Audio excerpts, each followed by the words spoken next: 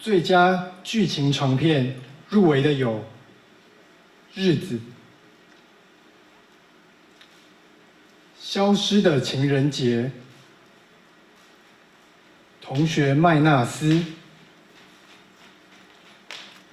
亲爱的房客》、《手卷烟》。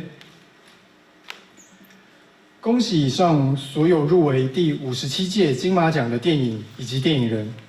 今年的报名件数有465件，那去年有588件，怎么会少了120件呢？这120件完全来自于短片，但是这可以讲吗？应该可以讲吧，因为我们的短片很早就截止报名了，所以去年开始就6月截止报名，所以去年比今年多100多部，是因为去年那个你知道哈，那个禁令出来的时候，他们已经来不及撤了，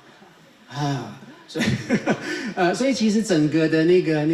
就是报名的状态其实是类似的。哪一组是死亡之组啊？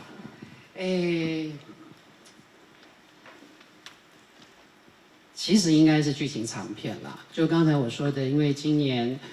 这要看怎么定义啦。应该讲说，我们花最多时间讨论的是剧情长片。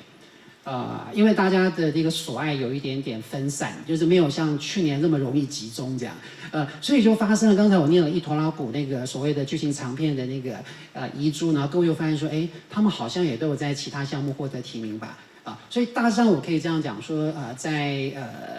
这个项目上因为讲在今年的赛况里面，你可以感觉到就有点就是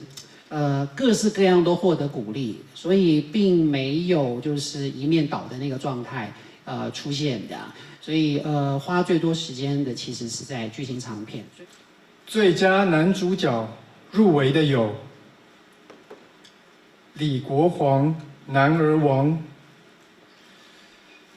刘冠廷《消失的情人节》、林柏宏怪胎，莫子仪，亲爱的房客，林家栋，手卷烟，恭喜你们！那在男主角的部分，有被特别讨论了，包括了无声的刘子权包括了这个刻在你心里的名字的曾敬骅，还有日子的李康生，还有腿的杨佑宁。另外，其实评审也对柯震东在《打喷嚏》里面的演出其实给予很高的评价这特别要提一下。最佳女主角入围的有李佩瑜《消失的情人节》、谢欣颖《怪胎》、桂纶镁腿、白灵堕胎师、陈淑芳孤味。